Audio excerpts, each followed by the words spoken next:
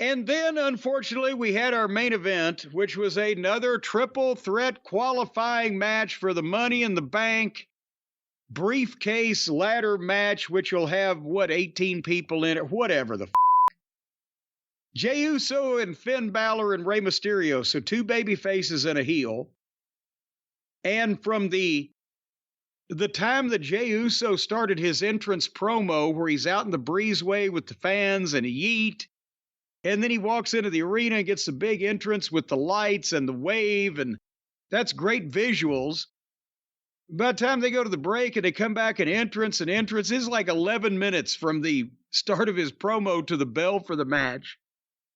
And what the are they going to do different?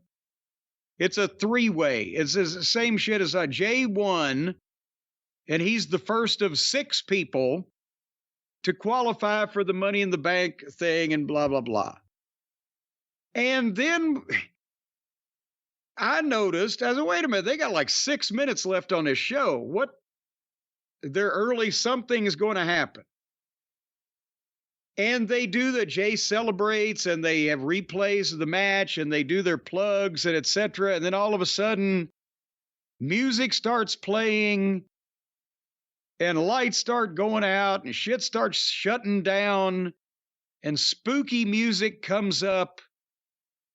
And then on camera, you see a door with a light coming from the other side of it. And the door opens. And Brian, I should relate to you that I deviated from my normal habits this week because the morning after Raw, I heard about this and and so I actually waited until just before we recorded this show today to watch Raw. I waited as long as I possibly could. I even watched AEW on Wednesday night as it happened so that I would have time to watch this at the last minute because I put it off because I didn't want to see this shit. And it was worse than I thought. And I'm not saying anything bad about Bray Wyatt, but he's not involved in this. And this, whatever this is, I didn't like it when he was involved in it. That doesn't mean I wish ill will on him, but I don't like any of these people either. And I don't know what the fuck this is supposed to be. But the door opens, and an ugly woman crawls on her hands and knees to a lantern.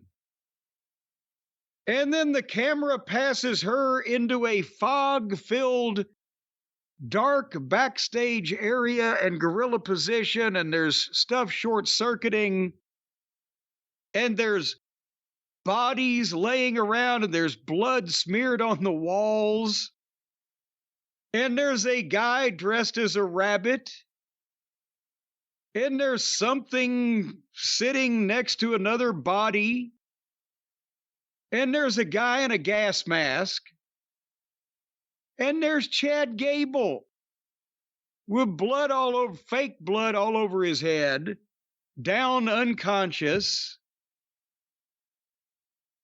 And there's the guy in the Uncle Howdy mask wandering through the back, slowly and boringly into the arena where he picks up the lantern and says, "We're here."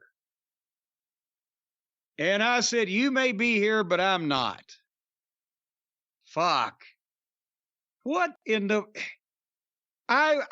We haven't talked about the stupid QR code and the flummoxing of the video picture and the interference because I was hoping they wouldn't do it. But apparently they've done it. And I thought, I was hoping this was Vince McMahon type of horse shit that this would have gone out with LA Knight being the male model. But they're going to do this too. The new owners, the Paul Levesque era. They're going to give us horror movie Firefly Funhouse human beings wearing rabbit and pig masks come to life that mass murder people. Then apparently get away with it. AEW looks like a goddamn serious production next to this shit. Yeah, this is what Tony needed. This is the best thing that happened to Tony since Vince McMahon was forced out. Yeah, another unforced error. Again, what is the... If you're going to do a horror movie, then make a horror movie.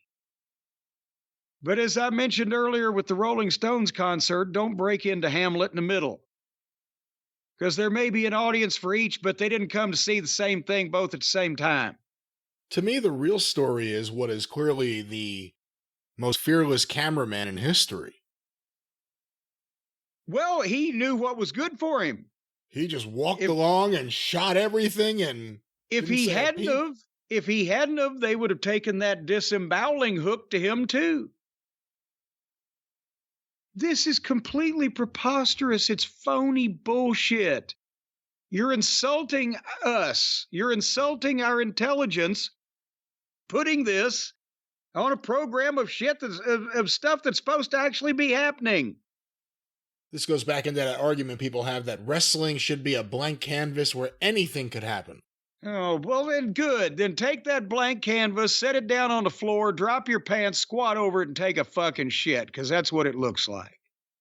When I saw this, and I hate this kind of stuff so badly, but my first thought was this is a really good thing for Tony Khan. If he can get his act together just a little bit right now, and they're going to start infusing this shit on the show, it is... I mean, we'll see. People want to see the spectacle of it, and they'll check it out, but it doesn't mean it'll work, and it doesn't mean they'll stay. And where does it? It doesn't last go Bray anywhere. Wyatt run, again, very sad what happened, but his last run with LA Knight was not good. LA Knight came out of it because it was so not good, and the fans weren't going to accept LA Knight getting beaten down by it, but it wasn't good. He still got a bunch of views when he returned and did his promo and for some of the wacky segments, but it wasn't good stuff. And boy, the show has been so much better without the mystical, spiritual... There was a smoke machine. I mean, it was just smoke everywhere. Did they bring smoke machines and put them all over the place? Yes. Somebody was smoking a lot. And that's the thing. Make sure there's smoke. See, I understand they're murdering everyone. Where's the smoke supposed to have come from? It never goes anywhere, and it never makes any sense. But that's with his remember when he came back, Bray Wyatt did the first promo. I said, my God, this guy can talk. He's got him in the palm of his hand, and they listened to him. And it's going to be different. And then it never goes anywhere. He teased you with some tantalizing little bits of, wow, this could be something, but then it never advances. It just continues to be meaninglessly spooky. And now there's 6 of them. And that's, see what they did, the Wyatt 6, S-I-C-K-S. See what they did there. Tony's booking for the sickos, and WWE is booking the sickos. But there's 6 of them. Are they good now? Are they just going to kill everybody every week? How can they be stopped? Because they're supernatural. Where are the police? Where is security? Why are the wrestlers dead? Is Chad Gable dead? There are various people we saw. One guy, it almost looked like he got shot in the head because it was where the blood splatter on the wall behind him was. I mean, that's what it looked like. Did they actually kill? Is that going to be in the storyline? I mean, are they going to... This is an interesting way to write people off. If you wanted to get rid of Bruce in a spectacular way, you can have him shot at Gorilla or whatever happened here. Well, but that's the thing is that, nobody was identifiable except for Gable. So they didn't really, they just killed extras. Like in the old 60s TV shows, I just killed a few Indians. There's nobody that's really an individual. But there has to be some fucking consequences to this, doesn't there? See, this is what's going to suck. if they go in the direction of after everything that happened with Gable and Otis and Gable shoved him down, he got a big pop and it kind of didn't have a big punch or a big anything. If now Otis and Model Girl and Tozawa suddenly feel bad because their buddy's in the hospital. Yeah, because he was attacked by Monster. Yeah, see, I mean, I don't know. What's Jey Uso going to think? He won the match and all of a sudden they got control of the power grid in the area. So they started playing with the lights and sounds and smoke. Yeah. Again, smoke everywhere. It was and like, when I saw that much smoke, I thought Jacob Fatu had already been in the building.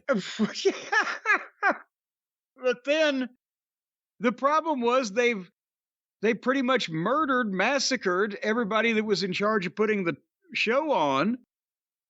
So I don't really know how they're going to come back from this unless they hire a whole new crew in the next week or so.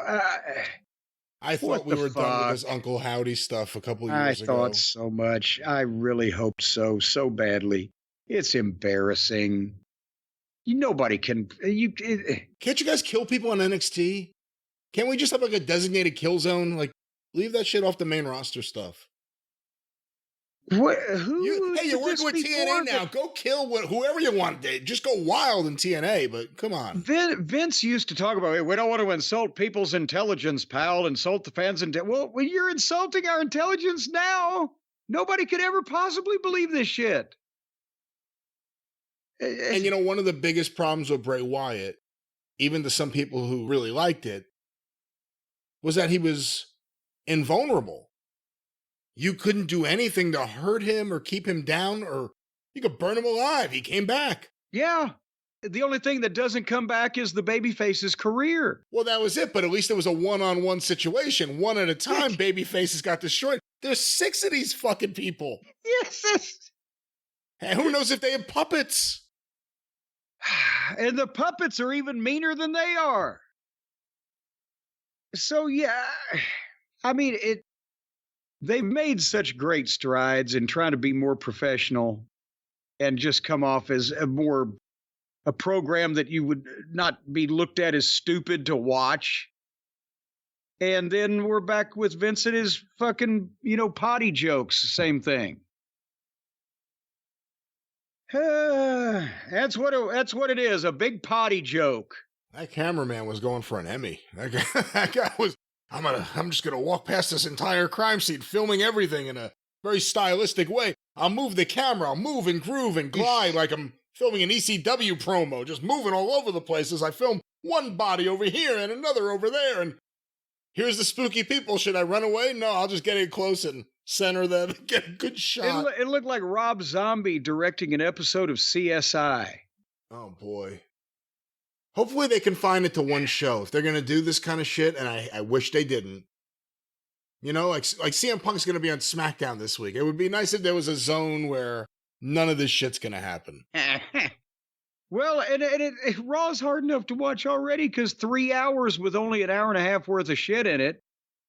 They've already got to make everything so long. If they were insistent, and it seems they are, on doing this kind of thing on their wrestling program, should they, if they are going to do it, confine it to a certain time? Like if you knew from 10 to 11, that's when like supernatural spooky shit was going to happen, but it would be a basic wrestling show for the first 2 hours. Does that make it better, or mixing it throughout the show? How do they market it? Okay, for the first 2 hours, we're going to actually give you what you might be watching for. And then for the last hour, we're just going to do a bunch of stupid shit. It doesn't make any sense with the context of the rest of the program. And by the way, they're just going for broke. I don't remember even what it was, but McAfee was just yelling out like either like bullshit or asshole or something. I'm like, man, they're done with USA. They're going to do whatever they want on this show for the rest of the contract. Maybe that's what they're trying to do. They're trying to kill USA before they go for not outbidding the other folks. Well, I don't like this. I don't want to see any more of this. Well, that was the season finale of Dynasty, known as Monday Night Raw. And Jim, on the topic of Monday Night Raw, there has to be a transition. On the topic of Monday Night Raw, maybe you got through seeing all these gruesome murders. You had a lot of questions. Maybe you needed to call somebody. Well, I thought you were going with maybe you needed a razor to defend yourself against the slashers, but I'll go with this. Folks, if you are You could ever hide it in your backstage, hair like coffee. yes, and if you are ever backstage at a major television production when suddenly and for no reason a band of mutants begins slaughtering everyone producing the program, you're going to need a way to call for help. And you don't want to pay a lot for your phone plan because, after all, if you do survive this massacre, you may have extensive medical bills and you'll need your bank account. So I've got a way that you can only pay $15 a month and still have a telephone that you can call for help and text for help, and you get the unlimited high-speed data. You could even ask it for how to be helped, and it will answer you like the young folks do with their phone. It'll let you hold the phone up and you say, "How can I be helped?" And Call Roman Reigns. The phone will say, "Call 911 and have the police come and help you." It's not that hard. But folks, that's all through mintmobile.com. Because that's where you get the $15 a month phone plan when you purchase the 3-month plan. I know we've been talking about this for weeks now. You get all the high-speed data, the unlimited talk, the unlimited text, the nation's largest 5G network. Brian, do you realize that? There's a lot of 5G networks out there, but none of them are as big and as erect as this 5G network with Mint Mobile that they use. And you can use your own phone, and you can bring your own phone number. Bring several people's phone numbers, have a party. As a matter of fact, you could bring your own phone number. Let's just stop right there. Let's call some people and say sexy things to them on the phone overnight with the lights turned low. Sexy things? You can do that with Mint Mobile too.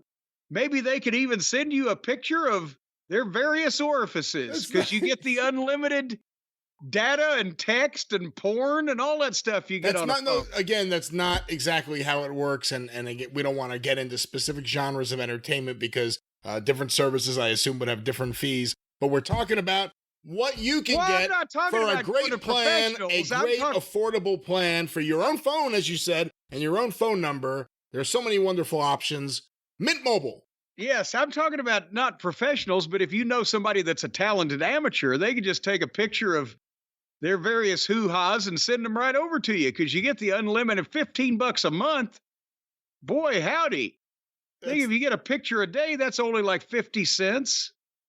For, I don't think that's how it works. And we're talking unlimited data, not unlimited hoo-ha. And we're talking about a great phone plan with Mint Mobile. But you can take pictures with a phone and send them to other people with another phone, can't you? Right, but we suggest unlimited talk and text and data. If solicited, we suggest that you don't send unsolicited nude photos to anyone using any data that is free or otherwise. Well, not unsolicited. I think you ought to just send them to break the ice. Make them. I send one to everybody you know. Bad idea. And then the chances are greater that somebody would write back and say, "Hey, I like that. Send me some more." The chances are greater that you will lose all your friends. Don't do any of this. Well, just not any of your friends that have their own, but anyone. If you've got a friend that doesn't have one of their own, they might want to see a picture of yours. Leave the people But alone. I'll tell you what you can do. You can say bye-bye to your overpriced wireless plans, jaw-dropping monthly bills, and unexpected overages. You don't want jaws to be dropping, especially around pictures like this.